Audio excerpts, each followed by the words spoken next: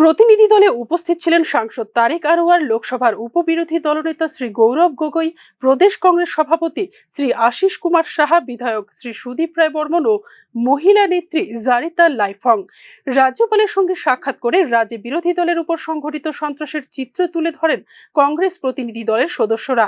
এই প্রসঙ্গে সাংসদ তারেক আনোয়ার জানান, বর্তমানে রাজ্যে বিজেপির কার্যকলাপে বিপন্ন হয়ে পড়েছে সংবিধান। রাজ্যের আইন শৃঙ্খলা পরিস্থিতির চরম অবনতি হয়েছে বলে অভিযোগ করেন তিনি। এসব ঘটনা সবিস্তারে রাজ্যপালের কাছে তুলে ধরা হয়েছে বলে জানান সাংসদ তারেক আনোয়ার। अधिकार है, मौलिक अधिकार है, इसका हनन हो रहा है।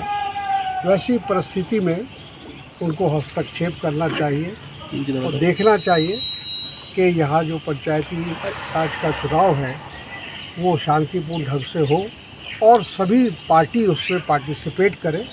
यही কংগ্রেসের উত্থাপিত অভিযোগ নিয়ে বিস্তারিত খোঁজ খবর করে প্রয়োজনীয় উদ্যোগ গ্রহণ করার প্রসঙ্গে রাজ্যপাল ইন্দ্রসেনা রেড্ডি নাল্লু তাদের আশ্বস্ত করেছেন বলে জানিয়েছেন কংগ্রেস প্রতিনিধি দলের বরিষ্ঠ নেতারা। लोगों को विश्वास हो उनकी वो सुरक्षित है, क्योंकि अभी तो नॉमिनेशन करने नहीं दिया गया।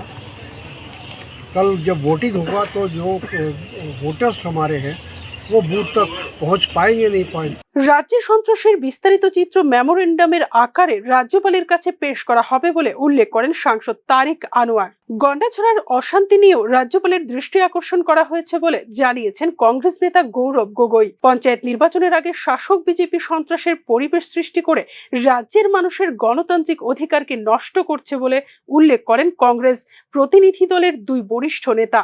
Bureau report, news now.